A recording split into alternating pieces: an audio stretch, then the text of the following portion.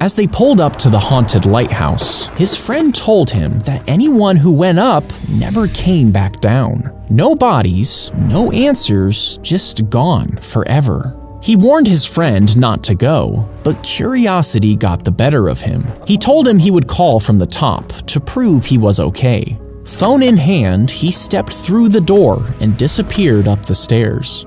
The climb was long, but at the top there was nothing, really. Just a quiet room and an ocean view. Not scary at all. He pulled out his phone, but there was no service. And that's when he noticed it. A small room off to the side. In it was an old rotary phone, still connected. He picked it up and called his friend, and let him know he was speaking from an old phone he found in this cool room.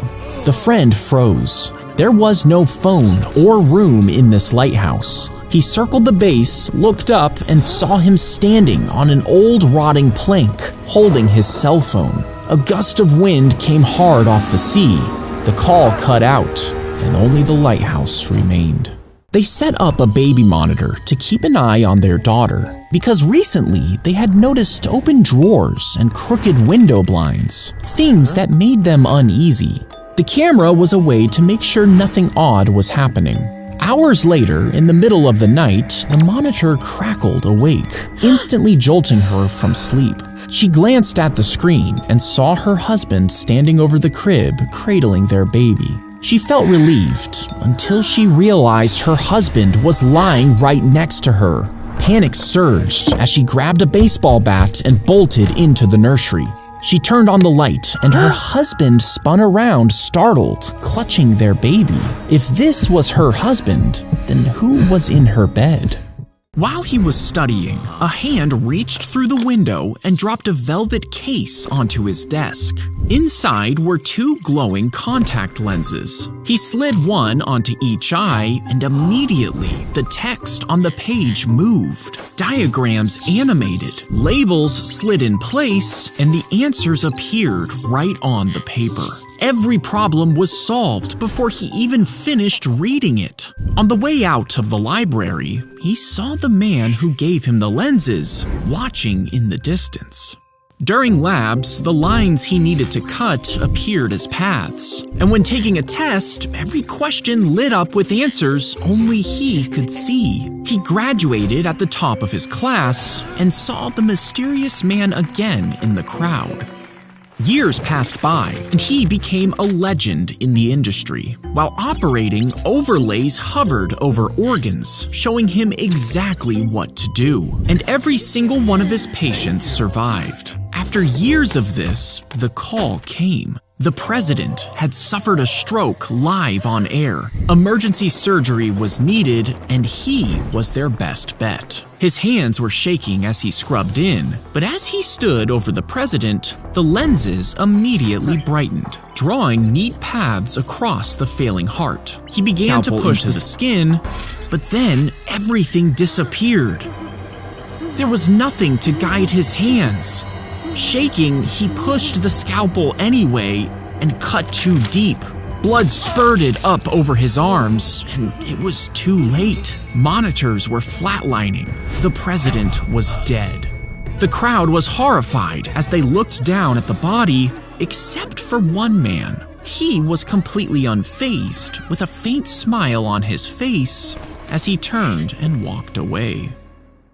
He woke up to banging coming from downstairs. The clock read 3:34 a.m. He checked his parents' room, empty. He went downstairs, but as he reached the living room, he saw men stealing the TV. Terrified, he ran upstairs and locked his door. Then the banging started. He woke up, believing it was a dream, but the clock still read 3:34 a.m. Scared, he went downstairs to reassure himself, but the men were in the kitchen yelling at his parents. He ran back upstairs just as the banging started. He woke up again. It was 3:34 a.m. This time, he stayed awake for 36 hours, haunted by the endless loop.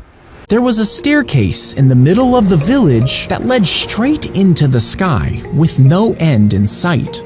Twice a year, they held Ascension Day, where they chose a name out of a barrel. It was a great honor to be chosen. The villagers would beam with pride. His sister fixed his hair and gave him a tearful hug. She would see him again when she was chosen.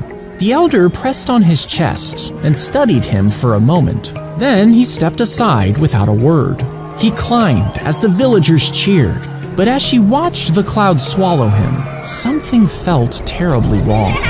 Later that night, she snuck through the village and got to the base of the stairs. Climbing them without being chosen meant your name could never be called. If she did this, she might never see her brother again.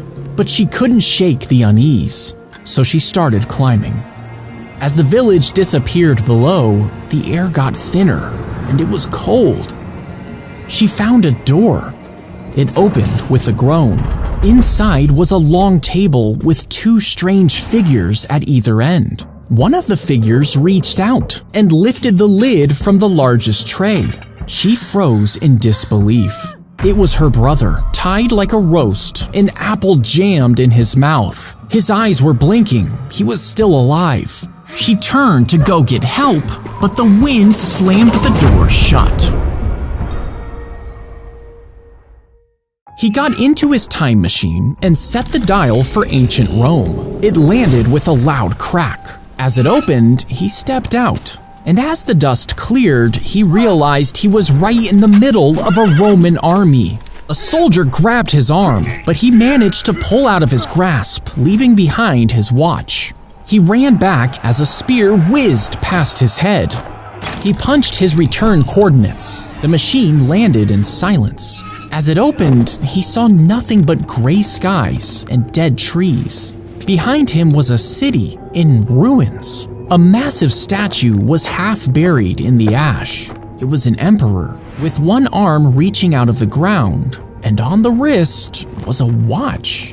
His watch. In the street ahead, he saw a crushed warhead casing, with his watch etched into its side. You see, the soldier had kept it that day. Roman engineers took it apart. They studied its gears, its strange metals, its hidden power. They cracked the battery. They discovered energy, built machines, and forged weapons far beyond their time. They advanced too far, too fast. He ran to the machine to go retrieve the watch, but the spear had torn a massive hole, meaning he was stuck in a timeline that never should have existed, all because of his watch.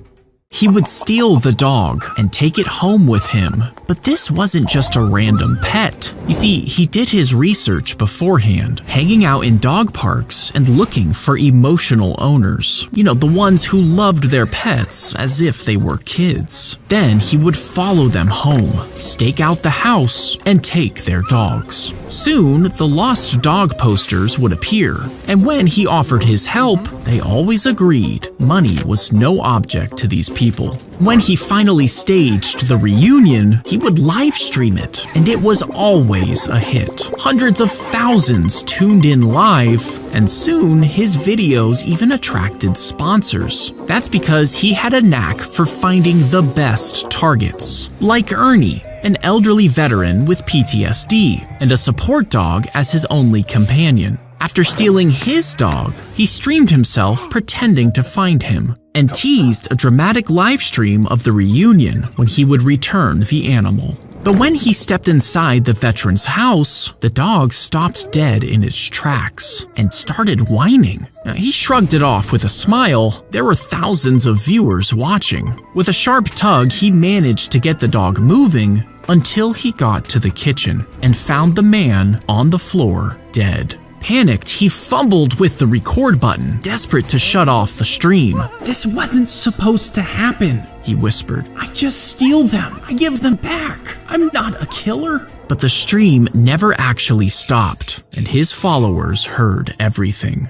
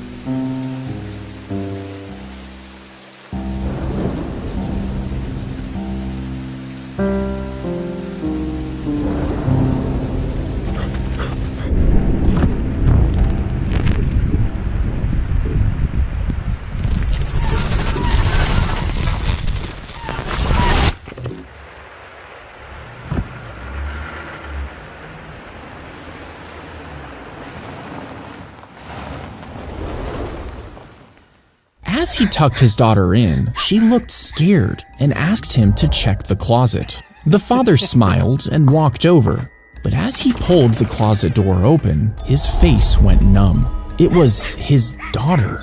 She was crying, trembling. He completely froze in horror before snapping his head back to the bed. It was empty. He was panicked for a moment, but he shook it off. It must have just been his imagination. He calmed his daughter, tucked her in for real this time, and left the room. The dark room settled for a moment, but then the closet door slowly creaked open. They put the device on her grandma's finger because she wasn't feeling well. It pricked her skin, took a drop of blood, and scanned her fingerprint. Then it gave a number, 9.8. This was bad. You see, elderly people would take this new test. The lower numbers meant that you would die peacefully, maybe in your sleep years from now. But the high numbers, those meant a long, hard decline. So a pill was offered to those with high numbers. You would take it and pass peacefully in your sleep, skipping the years of anguish. They gave one to her grandma. Every night she'd sit at the kitchen table, pill in one hand, tea in the other. But she couldn't bring herself to take it. She felt okay. And over the next 6 months, her granddaughter noticed that nothing happened. So she started to do some research. She found some hidden files on the AI behind this test. She learned it had been altered. It wasn't predicting suffering. Insurance companies reprogrammed the AI to flag patients who would cost too much money as they aged. They weren't treating patients, they were eliminating expenses. She printed off her research and sped to her grandma's house to show her, but she couldn't find her. The gravedigger decided to open the casket just to take a quick peek inside. He was almost done digging the grave and sometimes liked to see the face of the person he was about to bury.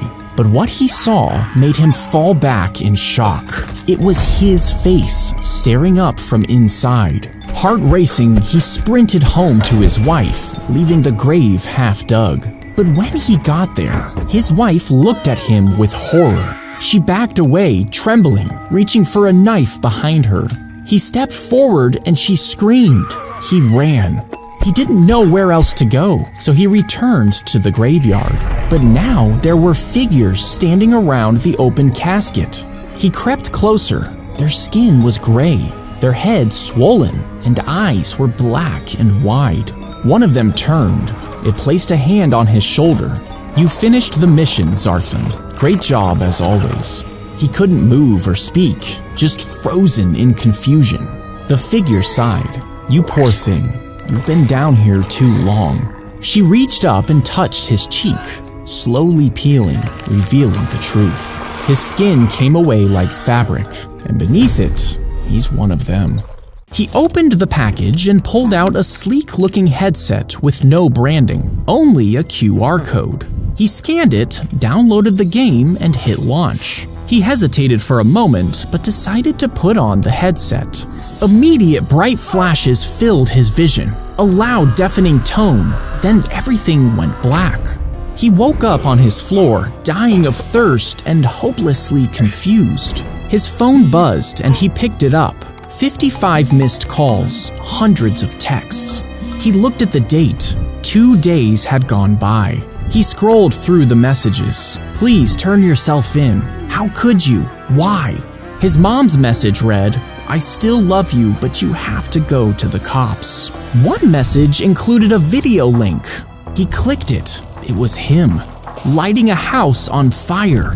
He was committing multiple terrible crimes.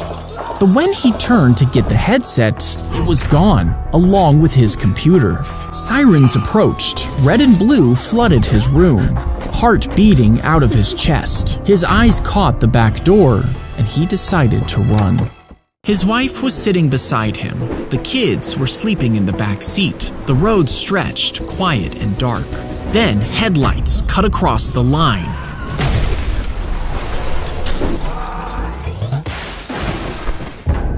When he came to, they were gone.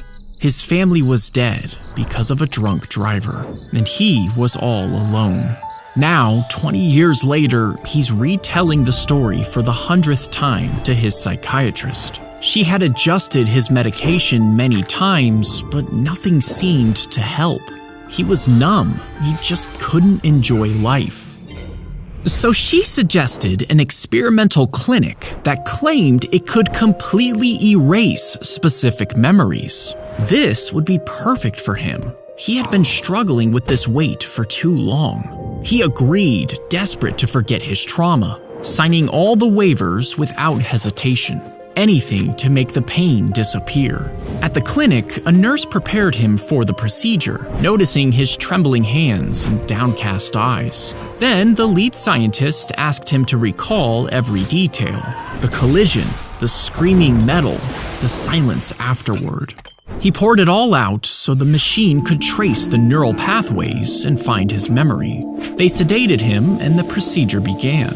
It was supposed to be quick, but the system kept failing to lock onto the memory. The screen showed inconsistent data. The scientist grew frustrated. They sedated him deeper, forcing the machine to dig harder. In the control room, the nurse began to research records of his family to try and help, but she couldn't find anything. There was no marriage record for him, no children, nothing. She found an article about the car crash, and to her horror, she saw the man's face in a mugshot. He was the drunk driver that night. He was the one that killed the family, and he was about to forget it all. He strapped the shock collar around her neck and pressed the button to test it out. You see, she barked at everything all of the time, and he had had enough. At first, he only shocked her when she barked, and it worked like a charm. But soon, he started shocking her when she just looked like she was about to bark. And one time, he even shocked her for no reason. She learned quickly and stopped barking, staying silent even when startled. One night, while the house was quiet, the dog suddenly stiffened. Her ears twitched and she stared down the hall. But she didn't bark. She only stared. The man noticed her posture and shook his head while gripping the remote. But a man stepped out from behind the wall, a gun in his hand. The owner's eyes went wide, but it was too late. He was dead, and his dog kept silent, just like he wanted. They opened their new cleaning robot, and it picked up its own packaging, using AI to predict and detect messes. It vacuumed spills before they even hit the ground. It nagged Dad about his socks and chased the kids with a feather duster. It became part of the family, until one day it threw their groceries away. Then the dog's bed, then their shoes. Mess potential eliminated, it chirped. Then the dog vanished. The kids searched and the parents called until they noticed the robot dragging a trash bag. It jingled and a squeaky toy bounced free. Mess potential eliminated, floors secure. A bloody broken broom laid nearby. For a second they stared, but when the robot grabbed the handle, they ran. Further mess potential detected. They locked themselves in the bedroom, and Dad pulled a shotgun from the closet. Suddenly, the door exploded inward. In the chaos, shots rang out. Everything was a blur. The next morning, there was silence. The house gleamed. Not a stain, not a sock, not a sound. Mess potential eliminated. 3 friends were exploring the haunted theater, which had been abandoned for years. Locals told stories about unexplained noises and things moving by themselves, claiming the building was haunted. But it was scheduled to be torn down the next day, meaning this was their only chance to explore it. One of them joked about holding a seance. The others laughed until they reached the stage. A bowl of salt, a bird's skull, a blade, and an open book with a drawing of an old woman's twisted face.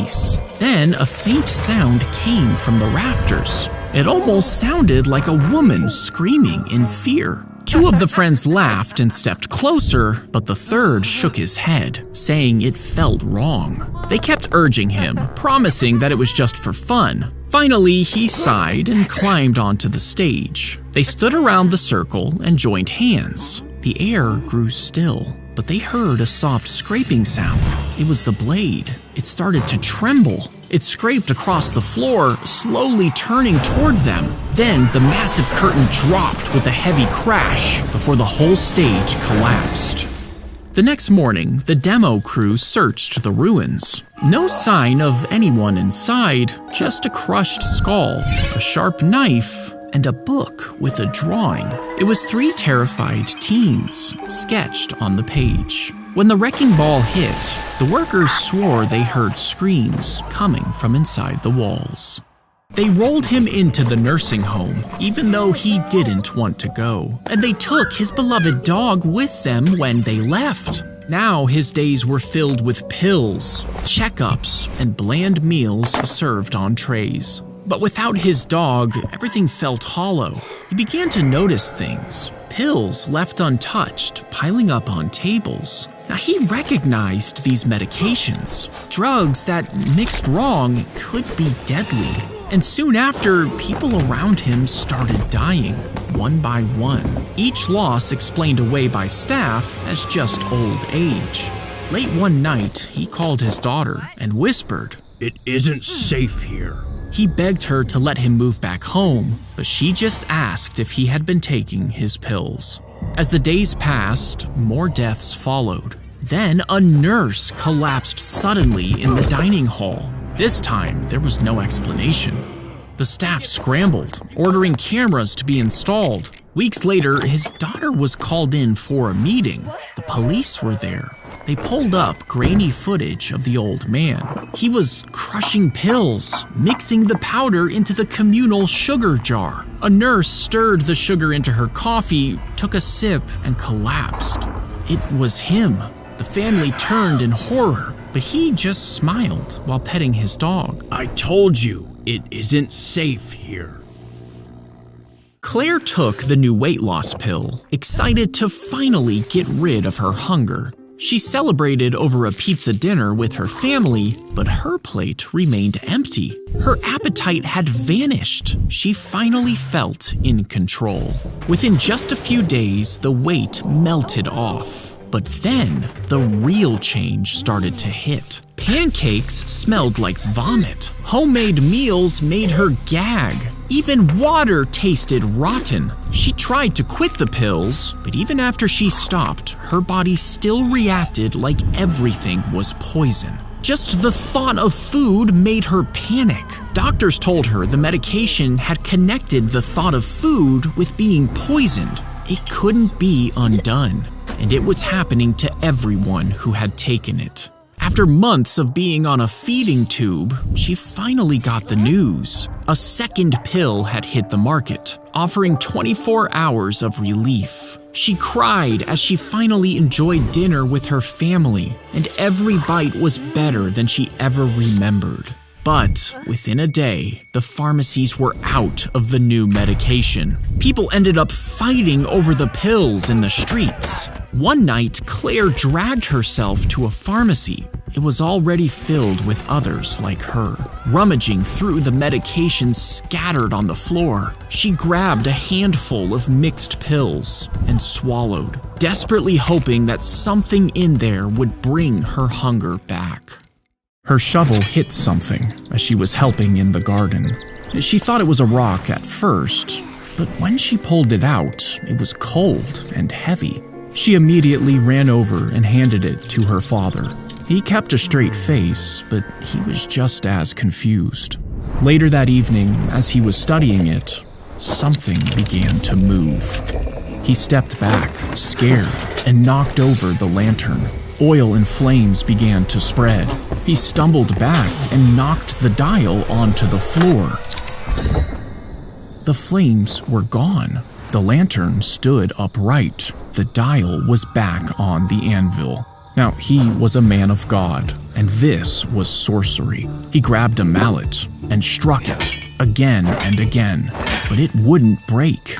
So he carried it deep into the woods. Then he dug until the hole was deeper than himself. He threw it in, buried it, whispered a prayer, and left. And the dial sat there, undisturbed, for 150 years. Until one day, a different shovel hit it. Click here to continue the story. Like and subscribe to @TrendverseUSA 800. Check this out right now. Like and subscribe for more. Woo!